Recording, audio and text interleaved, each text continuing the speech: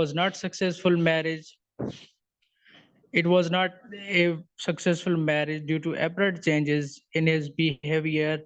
He also, after 13 years, a male child named Ali was born to them. Because of economic crisis and market crash, one day uh, both exchanged harbors due to disagreement on a petty issue. After which Samira left Ahmed's house with Ali, aged 13 years.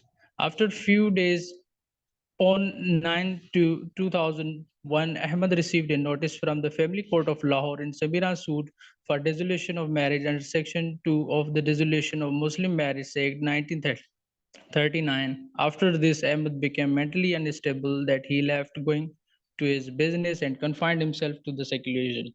On 12 to 2001, he was seen leaving the house with a can of acid. He entered Samira's family home and thrown acid on everyone, which fell on Samira's face and other parts of the body and on the right cheek and right arm of Ali. They got brutally injured whereafter Ahmed fled away. Mr. An Counsel, ambulance please was do called start and with summary rescued. pleadings. Please.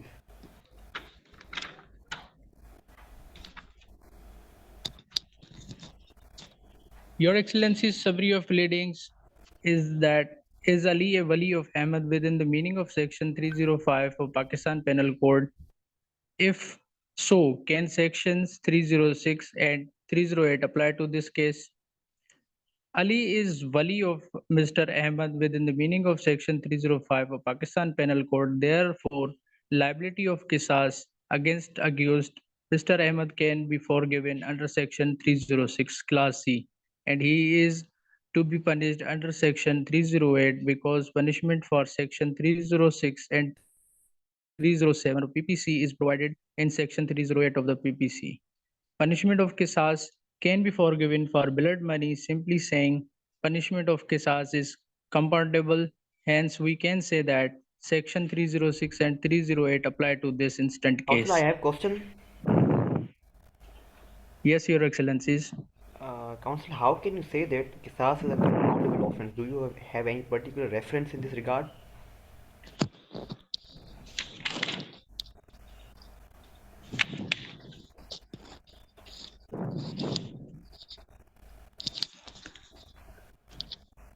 Your Excellencies, there was a case of Bhakti Rahman versus State and others on Para 8 that now it was said that now we revert to the application of section 306 and 308 ppc Katleam as defined in section 306 of ppc will not be liable to qisas when according to section 306 and the offender is a minor or insane, or when an offender causes death of his child, or when any wali of the victim is direct decedent, and our case falls in last category mentioned in his statement. Counsel, how will you Here define the compoundable offense? What is the term compoundable? Please go through it.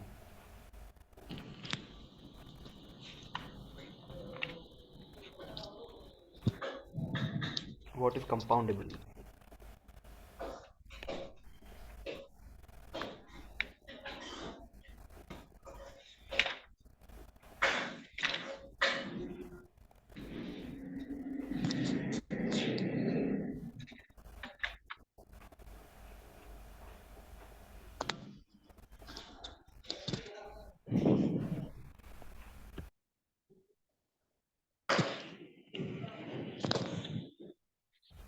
Okay, no problem. Move on. Move on. Move on. Your rest of the pleadings.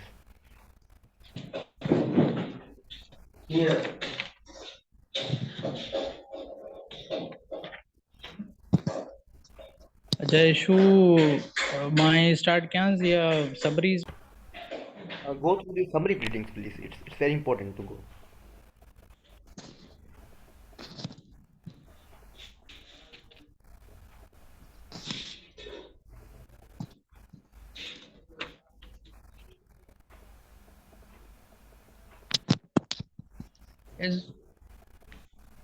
as second summary is about the second issue that can a sentence in Katle am not liable to Counsel? qisas be. Yes, Your Excellency. You have said that section 306 and 308 apply to your case. How these two sections apply to your case? Your Excellencies, uh, because Ali is wali of Mr. Ahmad within the meaning of section 305. So, section 306 subsection C also tells us that Ali is the direct descendant of Ahmad. So, Can you please uh, read section 306 clause C? yes, Your Excellencies. Clause C tells us that when any wali of the victim is direct descendant, how lowsoever of the offender, then Qatl-e-Amd shall not be liable to qisas. So, in this regard, uh, when Counsel, have not disowned your own child and you have alleged cheating.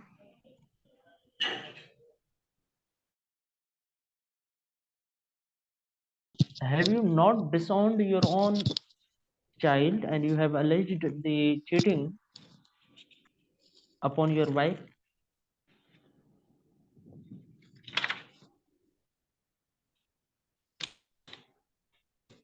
If you have found your own child, then how you argue the case that Ali of you?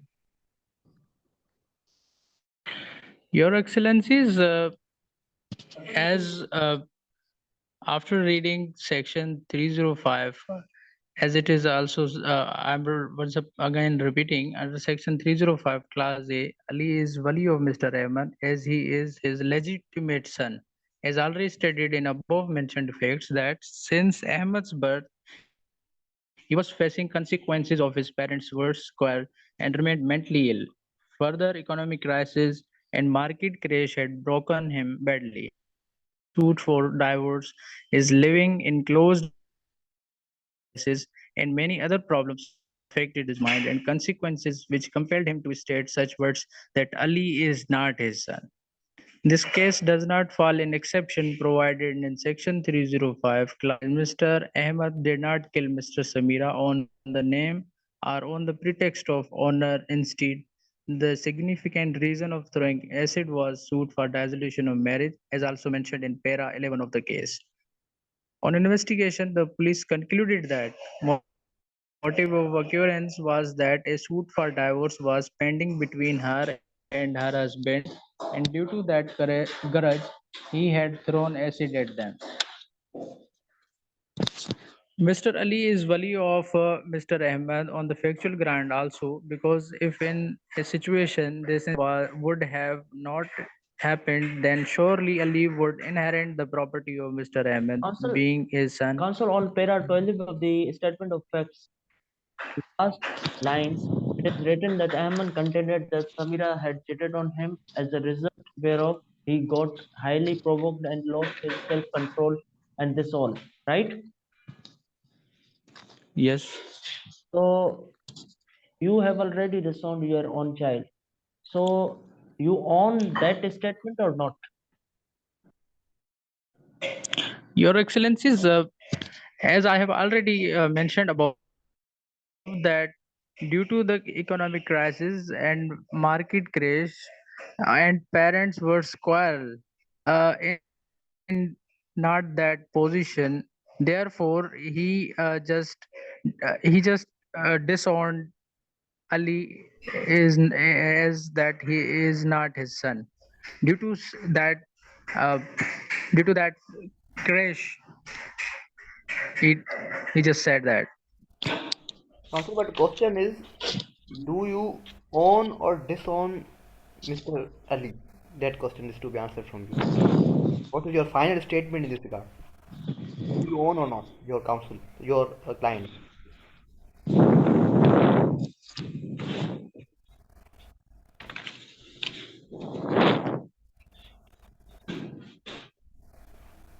Is your client own Mr. Ali or not?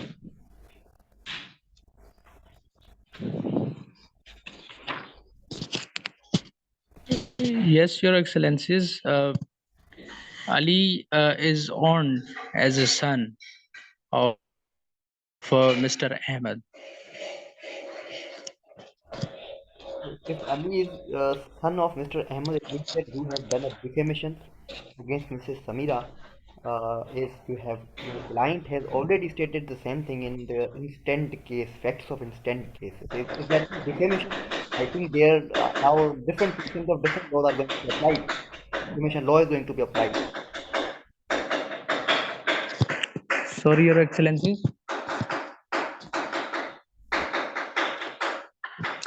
You are saying that now you are owning, means your client is owning Mr. Ali. For that, in instant case, it is stated that Mr. Ahmed disowned his own son by saying that Mrs. Samira has cheated on him. So, is that not defamation? I think now defamation, the sections, the provisions of defamation law is going to be applied here. Now, a different trial is going to be started against Mr. Ahmed because he has committed a defamation against Mrs. Samira. Your case is going in different direction now.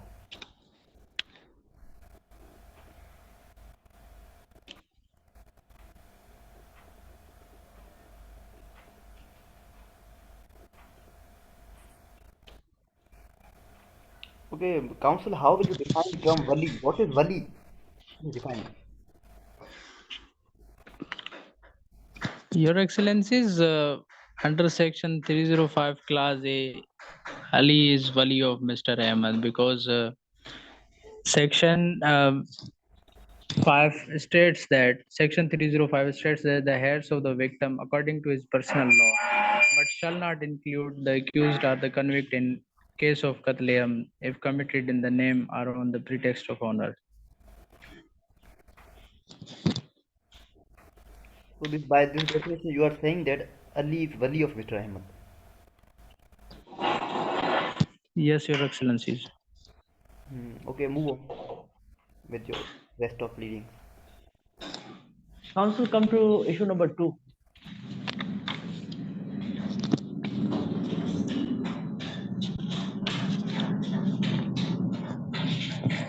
Your Excellencies, issue number 2 is sentence in Katliam not liable to Qisas can be lenient in circumstances mentioned in section 306 and 308 PPC, and further it can also be lenient in the same circumstances in the case of Tazir. My first submission is leniency under section 306 of PPC. Following the statements provided in issue number 1, sentence in Katliam not liable to Qisas can be lenient in circumstances mentioned in section 306 under section 306 class C if Ali is descendant of Mr. Ahmed and at the same time he is also wali of Mr. Samira, then Qisas cannot be enforced. If there is a single mitigating circumstance in favor of accused, then it is enough for the judge or court not to award death penalty but any other instead. In this instant case, mitigating circumstances is applicability of Section 306C, which saves Mr. Ahmed from being punished with qisas. For supporting this argument, para 21 of the Mohyuddin Ilyas Haji Babu and others appellant versus the state respondents states a single mitigating circumstance available in particular case would be sufficient to put on guard the judge not to award penalty of death but life imprisonment. No clear guideline in this regard can be laid down because facts and circumstances of one case differ from the other. However, it becomes the essential obligation of the Counsel, judge in counsel, awarding one. what are facts of that case which you have mentioned? Do you know the facts of that case? Yes, Your Excellencies. Yes, please go through those.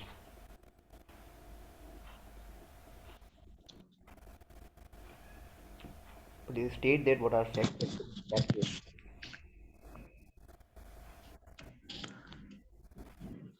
The facts.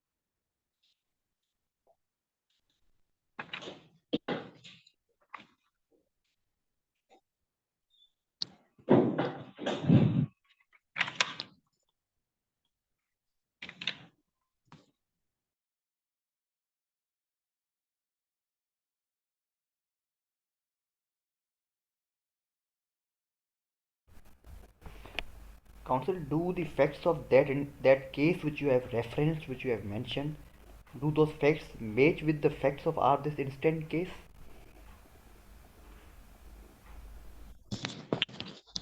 Yes, Your Excellencies. How do they match? Excellencies, the conviction and the sentence under. No, before the conviction and sentence, there must be certain facts on which the decision is to be awarded. So, firstly, we have to match those facts. If those facts don't match, then we cannot match the judgment of the judge there.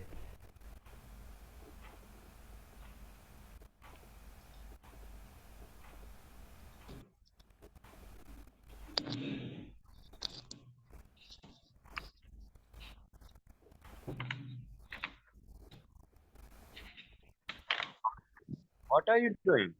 Wasting time of the court?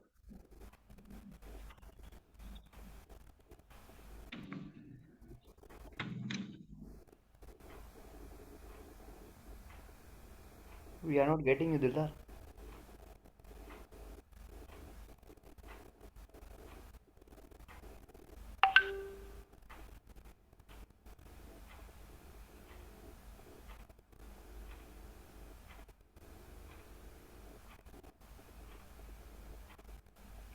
Where counsel has gone.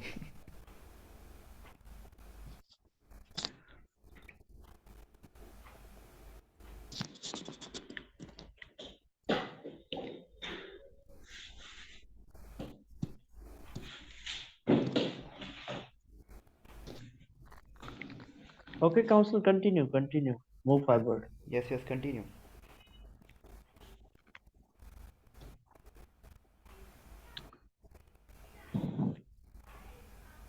Gulamali, you are going Yes, good Your actually. This is Excellencies. your first time, you are going good. Just to proceed on. So, Your Excellencies, my second submission, leniency under Section 308 of PPC, when it is satisfied that leniency is obtained under Section 306, Class C, against the punishment of Qisas, then under Section 308, subsection 1, punishment of Qisas shall be converted into diyat. In this way, leniency can be obtained under Section 308 also against Qisas. In second para of In second part of para 8 of the Bhakti Rahman versus State and others case, court held that section 306 only exonerates the offender from the punishment of qisas, and once the offender is so exonerated, his crime is punishable under section 308 BPC. The precondition for bringing the case within the purview of section 308 would be that the offense should be Katleam, which was liable to Qisas. It therefore follows that unless the case has been tested on the yardstick of evidence as provided under Section 304 PPC, a person cannot be held guilty of Katleam and liable to Qisas. Subsection 3 Submission 3 leniency under Section 302B of PPC as Tazir. Before going to leniency under Section 302B of PPC, we must be aware of Tazir. Tazir refers to punishment for offences at the discretion of judge or ruler of the state. It is one of three major types of punishments sanctions under Sharia, Islamic law, had, Qisas, and Tazir. We can see that Tazir is a punishment among three which is at the discretion of court. Therefore, we can say that it can also be lenient in the same circumstances in the case of Tazir if court thinks fit. Counsel, you have said that Tazir is on the discretion of court. When Tazir is on discretion of court, then the court is now going to punish your client with death penalty. Are you sure with that? So, are you agreed with that punishment which we are going to award? As you have said that Tazir is on the discretion of court.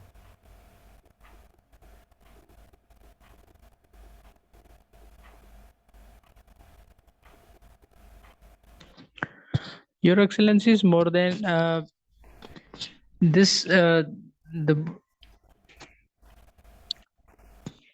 This is supported by one case, that Baksh versus the state, appeal number 71 of 2014 states. However, the sentence of death awarded to appellant is calling for modification for the reason that there was no deep-rooted enmity between the parties, and the dispute between them was over matrimonial affairs. As such, death sentence awarded to the appellant is modified with rigorous imprisonment of life with compensation, 1 lakh payable to legal heirs of deceased, Ms. Shabana, and in case of failure to make payment of compensation, the appellant would undergo simple imprisonment for 6 months. Needless to state that conviction and sentence so as is modified would run concurrently with the benefit of section 382 B CRPC.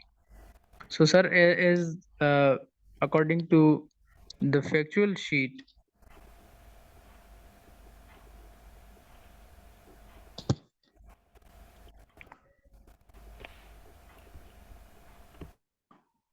I've done, sir.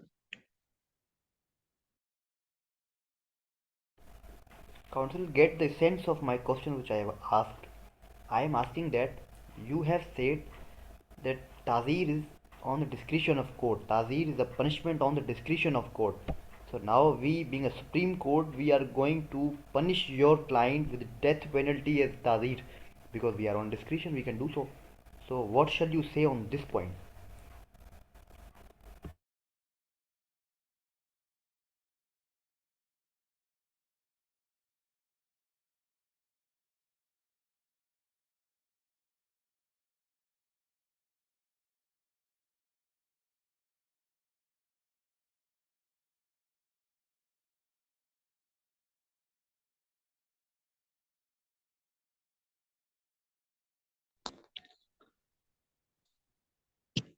Sorry, Your Excellencies. Okay, okay, proceed on.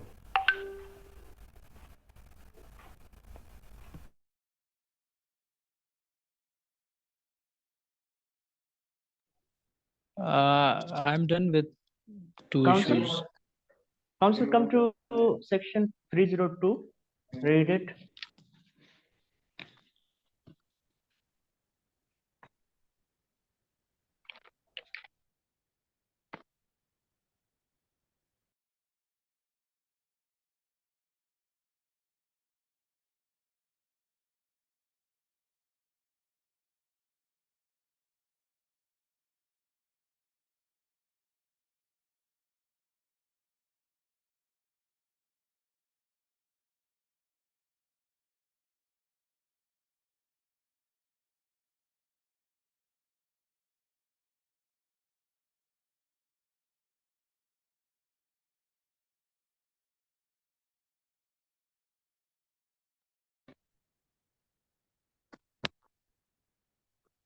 Council, do it fast because we are already running out of time.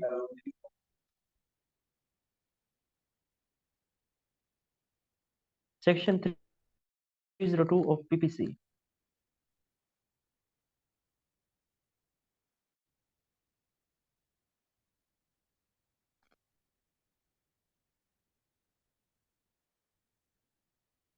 We have just 5 minutes remaining.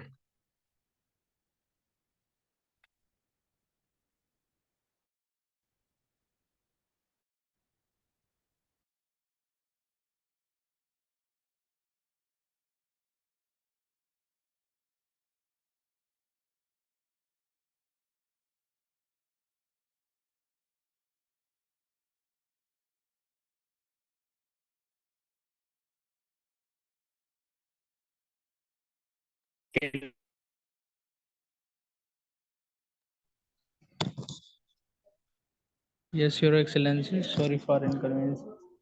Okay. Your Excellency, 302 is about punishment of Katlayam.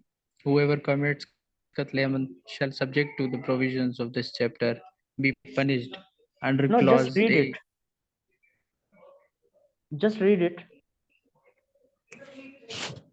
Punishment with death as Kisas. Punishment with death for imprisonment for life as tazir, having regard to the facts and circumstances of the case. If the case if the proof in either of the forms specified in section 304 is not available. Cons- Punishment with imprisonment. Counsel, you has been punished under section 302 subsection B, right? Yes, Your Excellencies.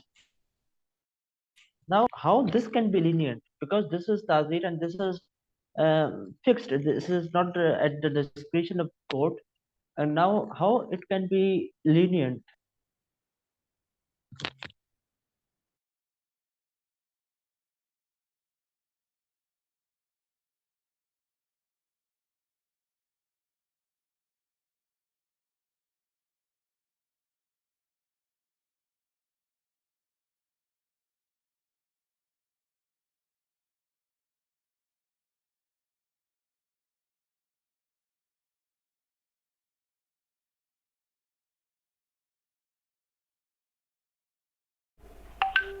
Counsel, we have 3 minutes left only. You can give us answer in Urdu or Sindhi also, but please give your arguments, please. That what do you understand about the question we have put thrown.